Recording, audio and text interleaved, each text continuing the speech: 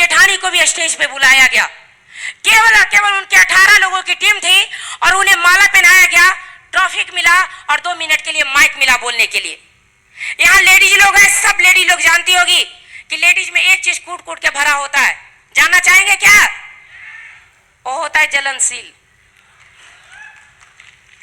जब एक लेडीज दूसरे लेडीज को सफल होते देखती है ना तो टीस जैसा लगता है कि मुझे भी वो चीज मिलना चाहिए। और जब मैं अपने जेठानी को स्टेज पे सम्मानित होते देखे तो मुझे भी लगा कि मेरे हस्बैंड दुकान कर रहे हैं, मैं भी दुकान पे उनका साथ देती थी। मुझे लगा कि मेरा जान पहचान केवल गली मोहल्ले तक ही सीमित रह जाएगा, लेकिन अगर इस बिजनेस को करती हूँ और इस हॉल में 1000 लोग बैठे हैं तो 1000 लोग मुझे पहचानेंगे। और बस यही चीज सोचकर बैठे बैठे लगा कि मैं इस बिजनेस को हर कीमत पे करूंगी। और दोस्तों, मैंने उनको जेठानी को कहा कि मैं इस बिजनेस को करना चाहती हूँ। जब मैंने इतना कहा तो उन्होंने क्या किया कि पर्स से कुछ पैसा निकालने लगी। मुझे लगा भाई पैसा तो मुझे देना, फिर ये क्यों निकाल रही है? तो इन्होंने कहा देखो अभी 2 ज्वाइनिंग मेरे पास आया हुआ है, अगर तुम अभी कर लोगी तो दोनों ज्वाइनिंग तुम्हारे नीचे आ जाएगा।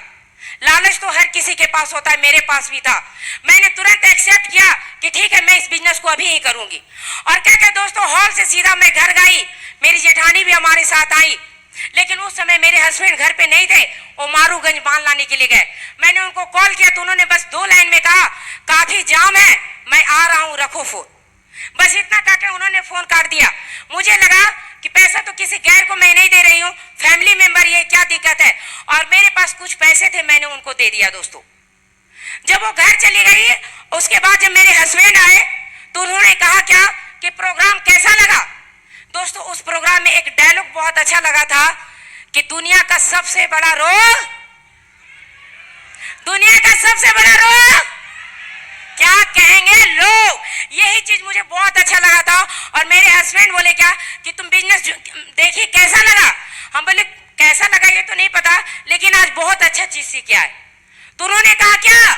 हम बोले दुनिया का सबसे बड़ा रोग क्या कहेगा लोग। और दोस्तों, इस बात को मैंने उनके पास 2-3 बार रिवीजन कर दिया।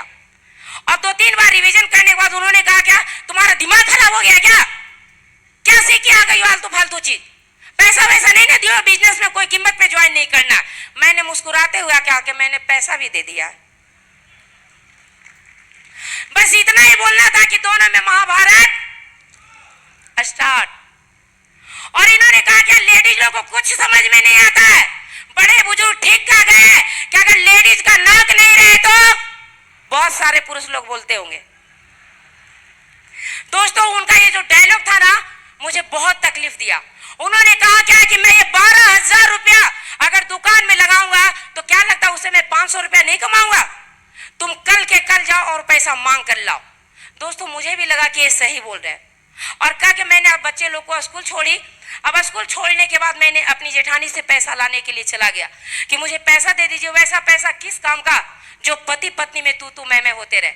वो भी बहुत ईमानदार थी, उन्होंने एक बार में मेरा पैसा वापस कर दिया। और जैसे ही मैं उनके घर से निकल रही थी तो निकलते निकलते उन्होंने एक बात कहा, रीना मैं ऐसा करूं मैं तुम्हारा पूरा पैसा लगा दूं, जब तुम्हारा चेक आएगा तब तुम मुझे वापस कर देना। दोस्तों, हमारी जेठानी एक आईडी से नहीं 3 आईडी से ज्वाइन थी। तो मुझे उस समय लगा कि जब इनको इतना विश्वास है, ये 3 आईडी से ज्वाइन है, तो एक बार तो मुझे भी फर्ज बनता है विश्वास करने का। और फिर से मैंने वो पैसा उनको रिटर्न कर दिया कि जाइए इस पैसे को बिजनेस में लगाइए। उन्होंने कहा महानंद जी डांटेंगे। मैंने कहा अब जो होगा वो ऊपर वाले पे हम छोड़ते हैं। और क्या कर दोस्तों, मैंने वो पैसा फिर से वापस कर दिया। लेकिन दोस्तों, जब उनके घर से मैं दुकान पे आ रही थी ना तो लग रहा था कि मैंने कितना बड़ा गुनाह किया। लग रहा था कि दिमाग साइलेंट मेरा हो गया कि कितना अच्छा मुझे पैसा वापस मिल गया था, मैं फिर से क्यों उन्हें पैसा वापस दे दी। लेकिन दोस्तों, दुकान पे आते आते इन्होंने जोरदार आवाज में कहा पैसा मांग कर लाई हो। पता नहीं माता रानी ने कहां से मुझे शक्ति दे दिया। मैंने भी उससे ऊंची जोरदार आवाज में कहा आप समझिए मर रहे हैं और आप मुझे दान में दे रहे हैं। बस दोस्तों, इसी बात पे चुप हो गए, कुछ भी नहीं बोले।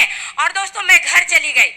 घर तो चली गई लेकिन हार्ट बीट मेरा बढ़ा हुआ था कि दुकान पे तो बात टल गई, लेकिन जब रात में आएंगे तो क्या होगा। लेकिन दोस्तों, जब रात में दुकान बढ़ा के आए, थोड़ा सा तड़क फड़क में हम ही थे, है ना। तो उन्होंने कहा क्या खाने पीने खाने के बाद इन्होंने कहा क्या, अरे पागल, पैसे वाली बात यहाँ नहीं है। ठीक है, तुम पैसा दे रही हो, सामान आ रहा है, यहाँ बात है ज्वाइन करने वाला, जोड़ने वाला। अगर दो आदमी तुमसे नहीं जुटेंगे तो तुम ही बताओ, तुमको इस बिजनेस में ज्वाइन करने से क्या फायदा। और कोई आदमी पागल है क्या तुम्हारे जैसा जो फालतू में 10-12 हजार रुपया लगाएगा। अब इनका बात सुन के तो हमको भी टेंशन हो गया, लेकिन दोस्तों उस समय मैंने हिम्मत जुटाया और मैंने कहा जो होगा वो बाद में सोचा जाएगा। इन्होंने कहा मैं तुम्हारा साथ नहीं दूंगा। मैंने कहा मुझे मंजूर है, मैं भी अकेले करके दिखाऊंगी। और दोस्तों उस दिन रात भर मुझे नींद नहीं आई, रात भर नींद आई इसी टेंशन में कि भाई ये मेरे पति देव है, कोई दुश्मन नहीं है।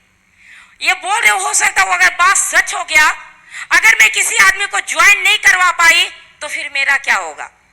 लेकिन दोस्तों अगले ही दिन मेरा भाई ने मुझे फोन किया, जो कि नवादा डिस्ट्रिक्ट में रहता है। उसने फोन किया मुझे और बातों बात में उसने बोला, दीदी लग रही है काफी टेंशन में हो, क्या बात है। दोस्तों मैंने उसे पूरी बात बता दी। उसने तुरंत एक बार में कहा कि दीदी जब इतनी बड़ी बिजनेस है तो ऐसा करो, एक आईडी मेरा लगा दो। और उसने दोस्तों मेरे अकाउंट में 9,990 रुपया तुरंत ट्रांसफर किया। मैं चाहूंगी मेरे भाई महेश कुमार वर्णवाल के लिए जोरदार ताली होना चाहिए। दोस्तों खुशी तो बहुत मिली कि चलो एक आदमी मेरा ज्वाइन हो गया, लेकिन दोस्तों अगले ही पल मेरा मन कहा गया कि मैं तो इस बिजनेस में फंसी रही हूं, अब अपने भाई को भी फंसा दूं। अगर मैं सफल नहीं हुई तो भले मेरा भाई मेरे सामने नहीं कुछ बोलेगा, लेकिन अगर किसी से थोड़ा सा भी कह दिया कि दीदी ने मेरा 10,000 रुपया लगा दिया तो मैं अपने आप को माफ नहीं कर पाऊंगी। और दोस्तों मैंने उसका आईडी नहीं लगाया और मैंने पहले मार्केट में रन करना स्टार्ट किया, काम करना स्टार्ट किया। जिसके पास भी जाती वो व्यक्ति कहता नहीं भाभी बहुत बढ़िया है, आप करिए बहुत अच्छा है। और दुकान पे आके इनसे कहती तब आनंद भैया अब दुकान करने का क्या जरूरत है, भाभी तो करोड़पति ऐसी बन गई। दोस्तों उल्टा हो जाता, मैं जिनको प्लान देती वो लोग कहता बहुत अच्छा है, करिए करिए।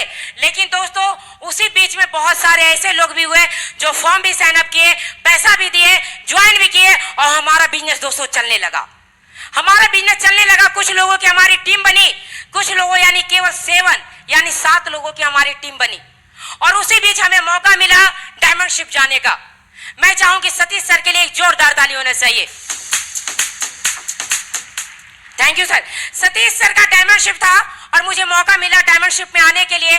मैंने इनसे ये नहीं कहा कि डायमंड शिप में जाना है, मैंने इनसे केवल ये कहा कि ताजमहल घुमाने ले जाना है। इन्होंने एक्सेप्ट कर लिया कि ठीक है चलो पूरी फैमिली, दुकान से तो कमाना खाना है ही। और दोस्तों मैं जब ट्रेन पे चढ़ी तो देखिए क्या पूरा ट्रेन ही सेफ शॉप था। जिसको देखिए सेफ शॉप का ही चर्चा लोग कर रहे थे। इन्होंने कहा क्या ट्रेन में क्या हो रहा है, हम बोले कुछ नहीं, सारे लोग आपको रेस्पेक्ट कर रहे हैं क्योंकि सब लोग इनको नमस्ते कर रहे थे। तो ये बोले क्या मैं तो किन्हीं को पहचानता ही नहीं हूँ, तो यहाँ क्या हो रहा है, हम बोले कुछ नहीं है, सारे लोग आपको रेस्पेक्ट कर रहे हैं। दोस्तों उसी ट्रेन में हमारे एक महागुरु जी मिले जिन्होंने मेरा बहुत केयर किया। मैं चाहूंगी एक जोरदार ताली हो जाए मिस्टर अनिल पासवान सर के लिए। दोस्तों थैंक यू, उन्होंने ट्रेन में मेरा बहुत ज्यादा केयर किया दोस्तों।